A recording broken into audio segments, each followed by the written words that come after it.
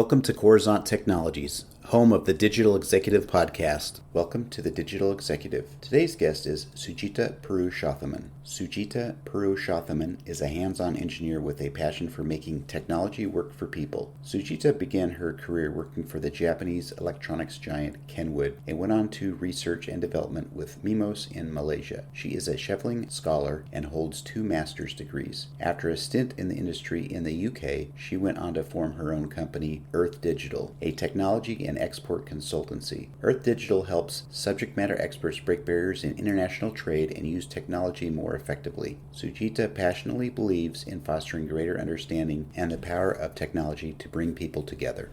Well, good afternoon, Sujita. Welcome to the show. Thank you. It's my honor to be here. It's amazing. I appreciate you getting on this podcast. And again, the favorite things about being on this podcast is I get to travel the globe virtually. And today we're coming out of the UK. So I appreciate you joining. Sujita, let's jump into the questions here. You've got quite a career in engineering, technology, and consulting. Could you share with our audience the secret to your career growth? Thank you. I've always had a very good academic background. And I guess when I was young, I always thought that anything was possible. Of course, it's easier in the beginning when you have good academic results and you're looking for entry-level jobs. It's easier to go for the jobs you want and to actually get the job that you want. The higher you go, it does get more difficult, especially when it comes to running your own business. I think you'll find very few business owners who will tell you that it's easy to run your own business. The main thing is that I don't give up. If I fail at something, I find out why and I try to make it better next time. It's always an opportunity to learn and it's an opportunity for personal growth. Thank you for sharing. That's a great response. I know that somebody out of this global podcast will certainly appreciate the insights from that. So thank you again. And Sujita, as you know, everybody globally in the last 6 months have had to make major shifts due to the pandemic, right? This new normal. Could you share with us what you're doing to adjust and stay relevant in the economy? Oh, the new normal. It's a very strange thing, isn't it? We don't know where we're going and what's actually going to be the new normal at the end of all this. We are in international trade and in technology, and these 2 sectors, as you can imagine, have been crucial as well as been significantly affected by this pandemic. On one hand, you have technology, and technology helps us to break barriers. For example, I'm talking to you now across the pond, and it's only because of technology. But at the same time, technology also has been a problem at times. We're not unaware of the problems that we face because we cannot connect, or, data that's not supposed to be shared has been shared.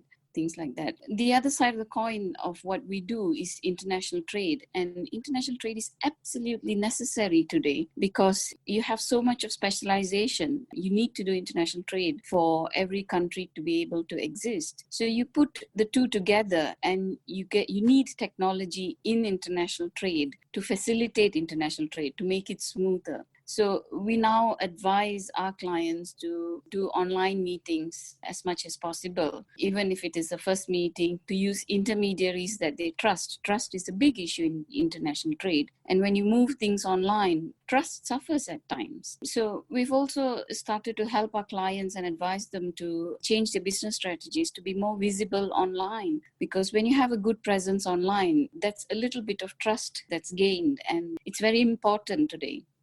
Absolutely. I think trust is the foundation for all relationships, not just personally, but in business. So thank you for sharing. Sujita, you consult with clients on innovation and technology. Can you share with us any new or emerging technologies you might be leveraging today? That's a good one.